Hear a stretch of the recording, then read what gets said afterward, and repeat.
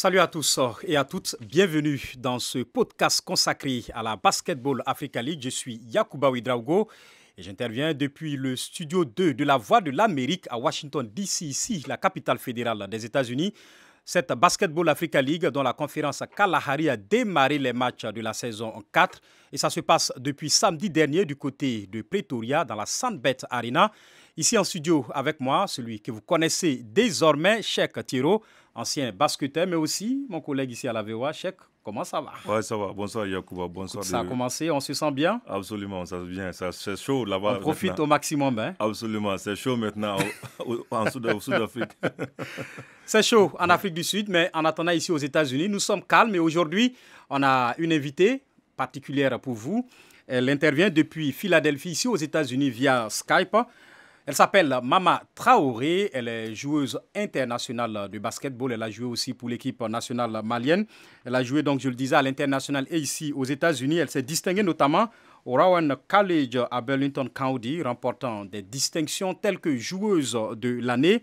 Au niveau de la NJCAA, région 19, elle a aussi laissé une empreinte significative du côté de l'université de Temple, jouant avec l'équipe de basketball féminin de cette université-là. Mama Traoré a participé aux Coupes du Monde FIBA des moins de 19 ans et des moins de 21 ans avec l'équipe nationale malienne. Elle a une moyenne de 19,8 points par match et 13,4 rebonds. C'est dit donc que l'invité que nous avons ce soir, voilà, donc Cheikh pousse le cri. C'est en averti qu'elle intervient dans ce podcast consacré à la Basketball Africa League. Maman, bonsoir. Merci de nous rejoindre depuis Philadelphie. Bonsoir Yacouba, bonsoir tout le monde. Merci de me recevoir aujourd'hui. Alors, comment tu vas? Ça va super bien? Oui, ça va, on ne se plaint pas. Dieu merci. J'avais commencé à essayer d'énumérer un peu ton passage dans le basketball féminin. Est-ce que tu peux nous parler de ton expérience dans cette discipline de la balle au panier? Bien sûr. Mon parcours dans le basketball a été incroyablement enrichant. J'ai eu l'opportunité de jouer à différents niveaux, comme vous l'avez si bien dit, au Mali et aux États-Unis. Et chaque expérience a ajouté à mon amour pour ce sport. Jouer aux États-Unis m'a particulièrement permis de développer mon jeu et de rencontrer des joueurs venant de diverses cultures et des styles de jeu. En tout cas, nous sommes très ravis de t'avoir avec nous. À côté, bien sûr, de moi, c'est Cheikh Tiro. Une fois de plus, merci à vous, chers internautes et auditeurs, d'être à l'écoute de ce podcast consacré, je le rappelle, à la Basketball Africa League. La saison 4 a démarré, je le rappelle, samedi dernier avec 4 équipes au départ. Petro de Luanda, FUS du Maroc, Dynamo Basketball Club du Burundi et bien sûr les autres Cape Town Tigers de l'Afrique du Sud. Malheureusement, à ce stade, il n'y a plus que 3 équipes dans cette conférence Kalahari. Dynamo Basketball Club du Burundi ayant été exclu après 2 forfaits consécutifs conformément au règlement de la Basketball Africa League. Raison, bien sûr, les autorités burundaises ne veulent pas que leur équipe porte un maillot ou s'inscrit Visite Rwanda qui est pourtant sponsor officiel de la compétition. Cheikh, on va le dire, c'est quand même dommage. C'est vraiment dommage, Jacou, de voir une équipe qui sort. Avant de commencer, je veux faire un salut à maman qui m'a beaucoup impressionné. Ta compatriote, il faut le dire. Ma compatriote, absolument. C'est vraiment émouvant de voir les femmes qui avancent beaucoup aussi dans le domaine du basket, Yacouba. Ça donne l'éducation, ça donne beaucoup d'autres opportunités. Ravi de vous voir sur le plateau avec nous aujourd'hui, maman. Et Yacouba, ces trucs-là, des Dynamo, nous tous, on a été étonnés parce qu'ils ont un talent très, très phénoménal que nous tous, on pensait que ça pouvait... une très belle équipe, face à Cape Town. Absolument. Ça pouvait être une opportunité pour le Rwanda aussi, la Burundi aussi de s'imposer dans le Basketball Africa League maintenant. Ça pour une première fois. Mais malheureusement, ça a rompu. Je sais que tous les joueurs qui sont dans l'équipe maintenant sont tellement tristes parce qu'ils avaient la chance jusqu'au bout du doigt et qu'ils pouvaient aller même jusqu'à Kigali. D'autant plus qu'il faut le rappeler, ce n'est pas l'équipe nationale du Burundi, c'est un club burundais où on trouve des joueurs burundais, mais aussi des joueurs d'autres nationalités. Absolument. C'est des joueurs qui viennent un peu partout et c'est des joueurs qui sont innocents quand il s'agit de la politique ou bien quand il s'agit d'autres choses et que les sportifs n'ont rien à faire avec. Mais c'est dommage de voir vraiment essayer d'utiliser les sportifs pour faire une remarque mondiale. C'est vraiment... Et puis moi, je pense que ça ne va pas être impuni nous avons vu déjà que les décisions ont été prises de les sanctionner dans des tournois. Et ne soit pas surpris s'il y a d'autres décisions qui vont venir de la NBA, de les suspendre plus. Et, parce que la NBA ne tolère pas les choses comme ça, Yacouba. Écoutez, chacun sa position. On comprend bien sûr les positions des uns et des autres. Mais en tout cas, cette Basketball Africa League se poursuit. Je le disais, elle a démarré depuis samedi dernier. Alors, Mama Traoré, comment tu apprécies le niveau d'ensemble jusqu'ici? Je pense que le niveau vraiment a été vraiment compétitif depuis le début. Les équipes sont bien préparées et puis motivées aussi, ce qui conduit à des matchs très serrés et excitants. Donc, c'est ce genre de match de démarrage que nous aimons voir, car cela prouve que le basketball en Afrique continue de progresser. Le basketball continue donc de progresser, je le disais. C'est aussi l'avis d'un consultant qui commente ces matchs-là du côté de Pretoria. Il s'appelle Malik Dao. Il est ancien champion d'Afrique de basketball. On l'écoute tout de suite. Quand on a de l'alchimie, quand on est bien préparé, on peut être une excellente équipe. Et c'est ce que le FUS de Rabat est en train de nous montrer. On a des gens qui se connaissent depuis des équipes de jeunes au Maroc et qui ont grandi ensemble, qui aujourd'hui se retrouvent dans cette équipe du FUS. Le FUS qui n'avait pas d'ailleurs été champion du Maroc depuis 19 ans et qui aujourd'hui est en train de nous montrer de bonnes choses. Cette équipe qui d'entrée bat le Petro, considéré chaque année comme un des favoris de cette compétition, qui bat le Petro sur la base de son engagement physique, de sa grosse défense et qui aujourd'hui est qualifié parce que le FUS a remporté les victoires qu'il fallait, notamment en battant hier cette équipe des Cape Town Tigers. Ensuite, la deuxième équipe, c'est le Petro qui, chaque année, est placé mais jamais gagnant. Est-ce que cette année sera la bonne? Au vu des prestations de cette équipe angolaise, on peut avoir quelques doutes, mais on sait qu'elle sera au rendez-vous avec un peu plus de préparation. Peut-être, mais honnêtement, en venant ici, je misais sur le Petro, mais vu ce que je regarde aujourd'hui et de penser que Carlos Moraes a 38 ans est encore le meilleur joueur de cette équipe, je m'interroge. Mais voilà, sur un malentendu, le Petro reste le Petro, il faut faire attention. Le Dynamo, malheureusement, est déclassé à cause de ses forfaits. Et puis, les Cape Town Tigers, qui sont pour moi une grosse déception. Une grosse déception parce que je m'attendais à un peu plus de consistance, notamment au niveau de l'effectif, mais pire, au niveau du jeu, les Cape Town Tigers, il n'y a pas de circulation de balles, il n'y a pas de jeu de passe, il n'y a rien. C'est que je reçois le ballon, je dribble, je shoot, voilà. Et même au niveau physique, on sent que cette équipe n'est pas bien préparée, c'est difficile de gagner. Donc, niveau disparate dans cette compétition, une équipe régulière au top, le FUS, une équipe moyenne mais dont on voit qu'elle va progresser, le Petro de Luanda, et puis une équipe qui est carrément la déception pour moi, les Cape Town Tigers, qui plus est, joue à domicile. Merci donc à Malik Dao, commentateur, je le rappelle, de ces matchs de la Basketball Africa League depuis le début donc, de cette compétition. En tout cas, merci beaucoup. Cheikh, Malik l'a souligné en temps, l'équipe angolaise, Petro de Luanda, toujours attendue, finaliste en 2022, mais les attentes, les résultats ne sont pas à la hauteur des attentes. Qu'est-ce qui ne marche pas fondamentalement dans cette équipe de Petro, selon toi? Mais Yakou, nous avons tous vu ce qui ne marche pas. Tu ne peux pas toujours venir avec le même Honda quand il y a... Quand il y a les voitures électriques maintenant. Bon, il faut changer. Il faut souvent changer. Donc c'est là le problème avec cette équipe Yacouba. C'est une très bonne équipe, à dire qu'ils jouent collectivement, ils jouent le basket moderne aussi depuis des années. Mais la manière dont le jeu a changé Yacouba, l'athlétisme ça compte beaucoup. Et comme Malik vient de dire... Vous pensez que les joueurs sont assez vieux? Mais 38 ans, c'est une large retraite. LeBron James, c'est à quel âge? 30. Il y a combien de LeBron James maintenant? Je ne justifie rien. Absolument. Donc ça veut dire que ce jeu-là, les gens sont en train d'observer. Comme Malik l'a dit, il y a beaucoup de jeunes gens comme les Ali Jawara, les jeunes nouveaux qui sont là-bas maintenant, ils sont en train d'observer depuis le début. Ils ont vu vraiment comment est-ce que... Le basket, ça ne se joue pas seulement à la tête, Yacouba. Il y a la physicalité, il y a l'athlétisme, il y a les potential. Tu peux connaître le match, mais si tu n'as pas le pouvoir... les ressources physiques. Absolument, les ressources physiques, ça va être une route très longue pour les Angola s'ils se qualifient au play-off de l'année passée. Et ne sois pas surpris même... les nouvelles équipes qui sont là maintenant, qui vont faire les choses. Parce que nous avons vu leur premier match avec les Fous. Ouais. On a vraiment bien vu qu'ils jouent la zone défense. Quand ils jouent la défense... Ouais, la défense en zone. Hein. En défense en zone. Quand ils jouent la défense en zone, c'est trop difficile, c'est trop facile quand il y a des gens même qui si sont à un moment donné, ils ont changé quand même. Ils ont changé, ils ont essayé. Et parce que ça, il faut essayer aussi. Donc, tout le monde, comme je t'ai dit, tout le monde est en train de regarder le match. Ils voient ton point fort, ils voient ton point faible. C'est pourquoi toutes les nouvelles équipes qui viennent ici maintenant, ils viennent très bien préparés. Ils ont compris qu'il faut courir avec les Angolais. Il faut courir avec les Angolais. Il faut courir avec eux et puis tu les fatigues.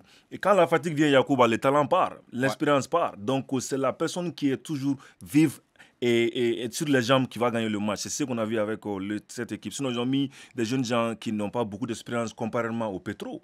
Mais ils les ont gagnés à cause de la condition physique, la vivacité, physique, de vitesse. La vivacité sur le terrain, ça compte beaucoup, Yacouba. On a vu que les matchs maintenant, les gens scorent plus de 100 points par match. Ça veut dire que les gens sont en train de travailler. Surtout les jeunes, ça donne l'avantage sur les jeunes quand même de se montrer dans un tournoi comme ça. Mama Traoré, et Malik l'évoquait tout à l'heure, une équipe angolaise de Petro menée par un Carlos Moraes, 38 ans. On voit les résultats de l'Angola sont assez mitigés. Est-ce le poids de l'âge pour vous ou encore peut-être le manque d'envie de cette équipe angolaise? Yacouba, je suis avec Malik et aussi Cheikh pour ce qu'ils ont dit. Mais moi, je pense que la présence des vétérans comme Carlos Morais et John Pedro doit apporter une expérience inestimable. Donc, bien que l'âge puisse jouer un rôle, je pense que le véritable défi pour leur équipe, c'est de trouver le bon équilibre et de maintenir la motivation. Et le fait qu'ils se connaissent il y a longtemps, je pense que cette connaissance mutuelle doit être un atout au lieu que ce soit un obstacle. Voilà, un atout au lieu que ce soit un obstacle, Cheikh. Très bien dit. Écoutez, on en vient à cette équipe très remarquable de FUS de Rabat qui découvre la compétition pour la première fois que cette équipe marocaine vient à la Basketball Africa League. Oui. En tout cas, pour le moment, beaucoup d'engagement physique, grosse défense, avec, même si il y a des joueurs quand même dans cette équipe-là qui connaissent cette compétition de la Basketball Africa League. Ouais, bon, Yakou, nous avons vu une équipe fausse qui vient s'imposer comme l'année passée. Et comme le Stade malien. Comme le Stade malien. Donc, les gens sont en train de voir cette opportunité. C'est une opportunité à tous les talents africains de se montrer. Et nous voyons que les gens sont en train de faire des entraînements de haut niveau pour être ici. Il faut faire les compétitions pour être ici, il faut les bons recrutements, il faut que tu sois prêt. Comparément à l'équipe angolaise qui est qualifiée automatiquement sans même faire de compétition, Maman l'a bel et bien, ils ont un talent et c'est une équipe qui est très bien connue. C'est elle qui connaît le match, mais à ce niveau maintenant, là, tu as besoin de plus que ça. Même au NBA maintenant, LeBron a besoin de plus que son connaissance dans le match expérience pour vraiment gagner la saison de NBA. Et on le voit souvent, il travaille physiquement beaucoup. Absolument. Et puis il fait beaucoup de recovery, comme on appelle ça, recouvert physique, et pour vraiment tenir la saison. Et qui s'il joue avec les jeunes gens comme les Anthony Edwards, c'est difficile parce que c'est des gens qui sont très vifs, très rapides pour lui. Donc, Cheikh, tu as mentionné quelque chose de très important et je voudrais qu'on s'arrête un tout petit peu là-dessus. Tu as parlé de cette équipe angolaise qui se qualifie automatiquement pour la Basketball Africa League dès lors qu'elle est championne d'Angola. Je vais parler de Petro de Luanda. Oui. Par contre, FUS a dû passer par les éliminatoires et ensuite par la Road to BAL avant de se qualifier. Est-ce que justement tu penses que c'est un avantage pour ces équipes qui passent par cette phase éliminatoire-là? C'est un avantage, ça montre que le basket, ça évolue, c'est toujours dans la main de ces pays. Et aussi, ils ont de la compétition. Ils ont de la compétition. À vous rappeler, Yacouba, et s'ils changent le fait, ils font des bons recrutements, et ça peut aussi changer le rythme de Pedro. Mais nous avons vu qu'ils sont avec les mêmes joueurs depuis la saison 1.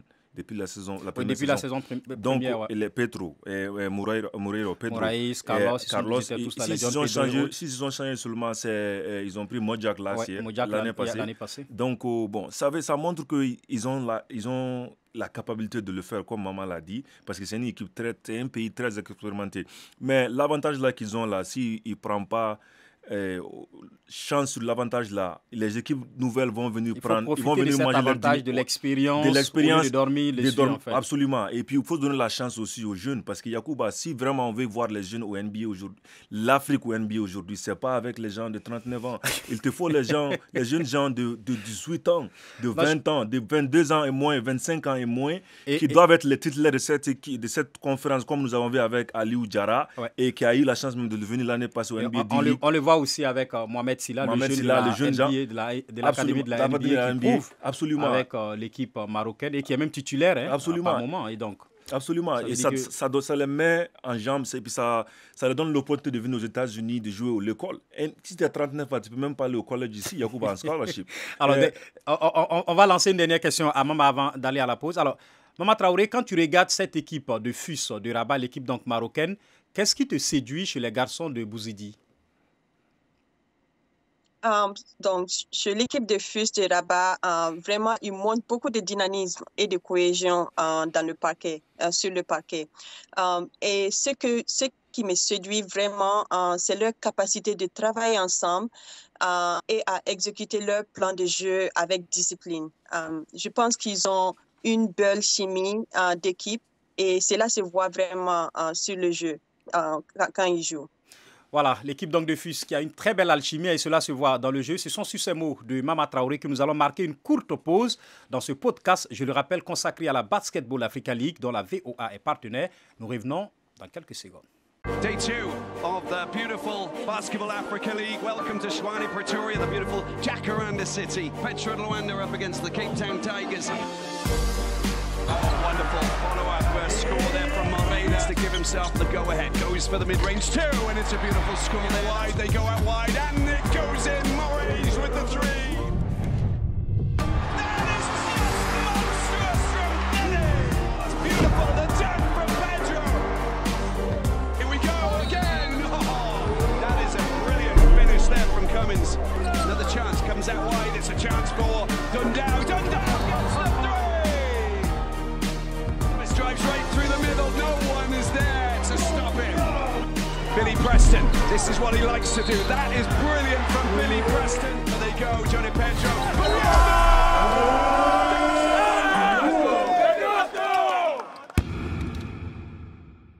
Merci d'être à l'écoute de ce podcast consacré à la Basketball Africa League dont la VOA est partenaire. Nous émettons depuis le studio 2 de la Voix de l'Amérique ici à Washington DC, la capitale fédérale des États-Unis. Avec moi ici en studio, Cheikh Thiro, ancien basketteur et aussi mon collègue de service. Et puis via Skype depuis Philadelphie, toujours ici aux États-Unis, Mama Traoré, ancienne joueuse de basketball. Elle a évolué avec les moins de 19 ans et les moins de 21 ans avec l'équipe nationale malienne aux différentes Coupes du Monde FIBA. En tout cas, c'est un bonheur de l'avoir avec nous pour ce numéro 2 de ce podcast consacré à la Basketball Africa League. Mama Traoré, justement, on parlait de ces équipes, de cette conférence à Kalahari. On a évoqué le FUS de Rabat, on a parlé aussi de Petro de Luanda. Par contre, on le remarque, ça ne marche presque pas du tout pour les Cape Town Tigers, qui sont pourtant les hôtes de cette conférence Kalahari. J'ai envie de vous demander simplement, qu'est-ce qui ne va pas selon vous? Pour moi, le début a certainement été un début difficile pour les Cape Town Tigers. Mais en basketball, chaque match offre une nouvelle chance de rebondir. Donc, les 2 prochains matchs contre Pedro et FUS seront cruciaux pour eux. Donc, avec une bonne stratégie et un état d'esprit combatif, il est tout à fait possible pour eux de changer la donne. Alors, Cheikh, je le constate, tout comme Malik a fait cette remarque-là, il y a des individualités dans cette équipe de Cape Town Tigers, mais on a comme l'impression que les garçons évoluent en solo, et donc pas d'équipe en fait. Oui, absolument. Yakou, comme c'est leur première fois, il faut... C'est la première fois pour FUS, c'est pas la première fois quand même des Cape Town Tigers. Non, absolument. Bon, Tu sais que l'Afrique du Sud a toujours été dans le cœur du basketball de la NBA, depuis le basketball without a border, que moi-même j'ai fait partie Absolument. Ouais. dans le passé. Donc, la trace de la NBA est toujours chez eux là-bas. Donc, à ce moment, Yacouba, c'est tous les talents africains qui allaient se présenter, représenter leur pays là-bas devant les joueurs de NBA, les coachs de NBA, pour ouvrir une opportunité de venir aux États-Unis. Mais c'est ça qui est devenu la bowl maintenant. Et qu'on voit à la télé maintenant, les NBA n'ont pas vu. Donc ça veut dire que les Sud-Africains sont habitués à ce genre de compétition. Ils sont habitués à ce genre de compétition, mais c'est leur première fois. Bon, au passage, on salue leur Sunbet Arena. C'est très beau, mais seulement il faut jouer au basket. Absolument. You know, ils ont beaucoup de potentiel, Yacouba. Ils ont beaucoup de potentiel de vraiment, comme maman l'a dit, ils ont encore 2 matchs. Tout match est une opportunité de vraiment te remontrer ou bien d'amener ton match à un certain niveau pour vraiment gagner au moins quelques matchs, une match ou 2 matchs pour vraiment faire la fierté du pays. Moi, quand même, je ne suis pas découragé. Je pense que je ne suis pas déçu de cette équipe. Je sais qu'ils peuvent se qualifier aussi dans les 3, comme nous avons vu que c'est les 3 meilleures équipes qui vont se faire compétir entre eux pour être au play-off. Alors, Cheikh, la présence du public dans les gradins de la Sunbet Arena, un avantage ou plutôt une pression peut-être négative pour les Cape Town Tigers? Bon, c'est pas une négative. Moi, j'ai vu beaucoup de personnes dans la salle, là, et ça compte beaucoup, comme maman le connaît. Mais peut-être qu'il panique parce qu'il y a assez de monde dans la... Non, c'est pas Non, ça. C'est ça même qui fait qu'il y a... Ça devait donner plus d'énergie. Absolument, en fait, parce que quand tu joues chez toi, et maman peut confirmer ça, et il y a beaucoup de pression, il y a la confiance. Le basket, ça se joue en confiance, Yacouba. 80% du match, c'est la confiance. Même si tu n'es pas bien préparé physiquement, si tu es préparé mentalement, physiquement, et tu as beaucoup de chances.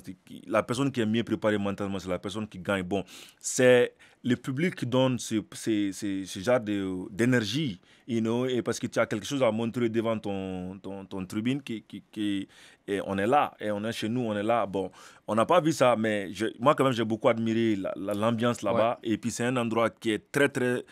L'endroit même meilleur pour accueillir le basketball africain, comme tu l'as vu. Écoute, il y a beaucoup d'arénas, il y a beaucoup de gyms qui veulent accueillir cette compétition. Absolument. Si tu mets déjà une pièce sur l'Afrique du Sud, tu vas exclure quoi, le Mali, le Burkina, le Cameroun. Ne sois pas surpris. Ne sois pas surpris si le Basketball Africa League vient là-bas aussi, parce que nous avons vu qu'ils sont au Kenya maintenant. Ils viennent de faire un bureau au Kenya. Ne sois pas surpris s'ils font un autre bureau dans le Central Africa. Et ils sont partout. Ils sont déjà là-bas. La RDC, et comme on a vu, le coach Liz Mills, qu'on va le voir. On va les voir dans l'autre conférence qui va venir. Donc, ne sois pas surpris, Yakou, aussi, ce truc-là, il amène ça à une autre part de l'Afrique. C'est ça même la vision de la NBA maintenant. Bien évidemment, c'est la vision de la Basketball Africa League, permettre à ces disciplines-là de se propager, d'être beaucoup plus populaires sur le continent. Et en réalité, au départ, c'était, j'allais dire, des compétitions un peu rotatives dans tous les pays. On avait au départ la Kigali Arena, ensuite on a ajouté la Dakar Arena. Maintenant on a la Sunbet Arena, on a aussi le Caire justement, et donc c'est-à-dire que ça se propage petit à petit sur le continent. Alors, Mama Traoré, je te relance sur un point que j'ai abordé tout à l'heure avec Cheikh, la présence du public dans les gradins. Vous qui avez joué au basketball, ou encore toi qui as affronté ces gens de public-là, parce que quand on a quand même joué la Coupe du Monde, la pression était beaucoup plus forte. Comment vous gériez ça en tant que joueuse de basketball? Bon, comme vous le savez, comme Cheikh l'a bien dit aussi, vraiment, la présence de la public, ça doit être une motivation. Donc, nous, on le prenait comme une motivation. Parce que quand vous représentez votre pays comme ça, vous jouez pour le pays, c'est pas pour vous. Donc, la pression sera toujours là. On jouait juste avec. Et on utilisait cette présence-là comme une motivation. Alors, je reste avec toi, Mama Traoré. Tu avais commencé à l'évoquer. Il reste encore 2 matchs au Cape Town Tigers. Ils vont déjà jouer samedi contre Petro de Luanda et ensuite dimanche face à FUS. C'est vrai qu'il reste 2 matchs. Ils n'ont pas encore gagné jusqu'ici. Est-ce que c'est encore possible? C'est quand même 2 grosses équipes à jouer. Hein? Oui, c'est vraiment, pour moi, c'est possible car chaque match offre une autre opportunité parce que le basketball, c'est pas comme les autres sports. Donc, je pense qu'ils doivent se donner à fond. Les matchs là, tous les matchs qui jouent, c'est vraiment important de jouer à fond, jouer en équipe et puis se donner. Voilà, maman donc qui donne les clés. Cheikh, elle a dit jouer en équipe. Selon toi, qu'est-ce qu'il faut changer dans cette équipe des Tigers pour que peut-être ça marche mieux dans ces 2 derniers matchs qui sont quand même cruciaux parce qu'on le rappelle, les 2 premiers de chaque conférence sont directement qualifiés pour les playoffs et les 2 meilleurs 3e de l'ensemble des conférences réunies également seront repêchés. Ouais, bon, Yacouba, ce que moi je peux ajouter, ce que maman a dit, et c'est que l'équipe doit vraiment regarder beaucoup de films. Il doit vraiment regarder des autres matchs. Des autres matchs. Pas des films hollywoodiens. Là. Non, les films des autres matchs. Les films des autres matchs. Bien évidemment, je suis taquin. J'ai regardé comment vraiment on peut sauter quelques plans de cette équipe et utiliser son point fort, la Cuba. C'est les analyses qui se passent comme ça au niveau de ton équipe, dans le locker room, dans la salle de vestiaire. Il faut regarder beaucoup de matchs. L'équipe Fous a déjà vu comment est-ce qu'il faut sauter l'équipe Petro. Et moi, je ne suis pas contre l'âge, Yacouba. Parce que ça, c'est de l'expérience aussi. On va avoir besoin de ces expériences-là en Afrique, que ce soit 7 tournants ou pas.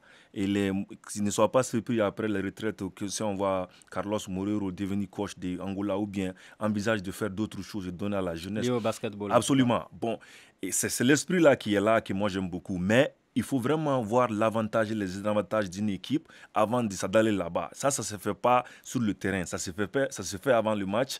Ça se fait, OK. Si on arrête Carlos, si on le limite à 2-3 points aujourd'hui, c'est fini. Sans te couper, hein, on a vu par exemple lorsque FUS devait jouer contre les Tigers, ils ont totalement muselé Sam Kelo. Et de sorte que c'était... Sam Kelo, c'est celui qui marque le plus de points dans cette équipe des Tigers. Et ça a marché. Et jusqu'à présent, jusqu'à la fin du match, les Sud-Africains ne se sont pas retrouvés. Oui, absolument. Parce que et aussi, Yacouba, quand tu vas dans ces compétitions... étudier l'adversaire. Absolument. C'est ça qu'ils ont vu. C'est un exemple direct de ce que je viens de dire. Et l'année passée, on avait vu Crawford. Crawford, c'était un gars qu'on ne peut pas l'arrêter. Mais si tu marques Crawford, c'est fini pour le Sénégal. Parce que c'est lui qui est la tête du serpent. Donc, quand tu arrêtes la tête du serpent, c'est fini. Ça ne peut pas aller quelque part. Donc, c'est pourquoi il faut avoir plus d'autres joueurs. Et c'est pourquoi je dis, c'est une première fois. Et ils vont comprendre comment est-ce qu'il faut construire une équipe. Et l'équipe ne peut pas se limiter comme Stoglin. On a vu Stoglin qui marque 40 points, mais l'équipe perd toujours. Après l'AS allait perdre. Absolument. Donc, ça se joue en collectif. Et ça se joue en équipe. Ça se joue avec des pions qui peuvent vraiment déplacer en faveur de l'équipe. Donc, l'analyse, quand même, c'est très important pour leur match. Et puis, il faut qu'ils essaient de gagner au moins un match. Il faut utiliser peut-être le banc aussi. Hein, on n'en sait jamais. Absolument. Voilà, parce qu'il y a des gens aussi qui sont dans le banc qui veulent se montrer. Ouais. Et ça va être un match quand même que tout le monde espère bien parce qu'au moins, c'est l'équipe organisateur quand même. Et leur première fois, ça va faire joie au cœur de les voir gagner un match pour la première fois dans cette Basketball Africa League depuis ça a commencé il y a 3 ans. Donc, Cuba. Alors, Maman, Cheikh l'évoquait, il parlait de Stoglin, qui était le joueur de l'AS Salé, trop individuel. Alors, est-ce qu'il y a des individualités qui t'ont marqué depuis le début de la compétition jusqu'ici? Bon, je pense qu'il y a plusieurs joueurs qui ont vraiment impressionné et qui m'ont impressionné aussi depuis le début de cette saison. Des talents émergent aux vétérans et le niveau du jeu est vraiment élevé. Donc, je préfère ne pas nommer de noms spécifiques maintenant, car chaque joueur apporte quelque chose d'unique à son équipe. Mais le talent est certainement là. Alors, Cheikh, Maman préfère ne pas nommer de noms. Très rapidement, toi, tu vas citer quelques noms. Moi, j'ai beaucoup de noms. Aliou Diarra, c'est mon joueur. C'est mon joueur, meilleur joueur de cette conférence Kalahari, et qui est un jeune Malien qui vraiment mérite ça, Yacouba, qui a beaucoup travaillé. On a vu l'année passée. Il a déjà prouvé l'année dernière avec le Stade malien. Absolument. Et cette année, il confirme, il faut le dire, avec FUS de Rabat. Il faut le dire. Et puis, il y a d'autres. Il y a beaucoup d'autres. Il y a les joueurs de Dynamo que je pensais qu'il allait vraiment être comme un nouveau Aliou Diarra. Il y a plein de joueurs, Yacouba, qu'on va voir dans les conférences à venir. Mais pour le moment, il y a les Jordan qui jouent avec l'équipe. Un clin d'œil quand même à Mohamed Silla aussi. Mohamed Silla, absolument, les jeunes joueurs de NBA Academy. Ouais. Et puis d'autres grands joueurs. Big shout out to Carlos Moreira, le Pedro, le grand Pedro de l'équipe de Pedro. C'est des gens qui sont vraiment les barons de l'Afrique sur les afro-basket, même jusqu'à maintenant. Mais ça doit changer. Merci en tout cas à Lionel Gaïma d'avoir réalisé cette émission. Luc me souffle à l'oreille qu'il est l'heure. Merci à Cheikh Thiro. Cheikh, c'est un plaisir de toujours t'avoir dans ce podcast-là. Et puis on va dire un grand merci à Mama Traoré. Je rappelle qu'elle est ancienne internationale malienne. Elle a joué les Coupes du Monde avec les équipes de moins de 19 à moins de 21 ans de l'équipe de basketball féminin du Mali. En tout cas, elle était en direct avec nous ici via Skype depuis Philadelphie, ici aux États-Unis. Je suis Yacouba Ouedraogo. Merci, c'est ici que ce podcast s'achève. On va se retrouver une prochaine fois. Au revoir.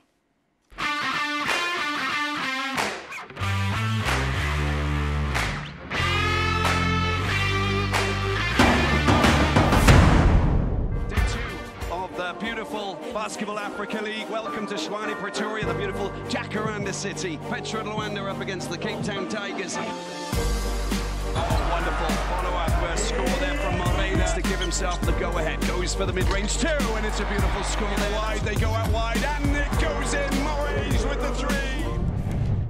That is monstrous from Dele.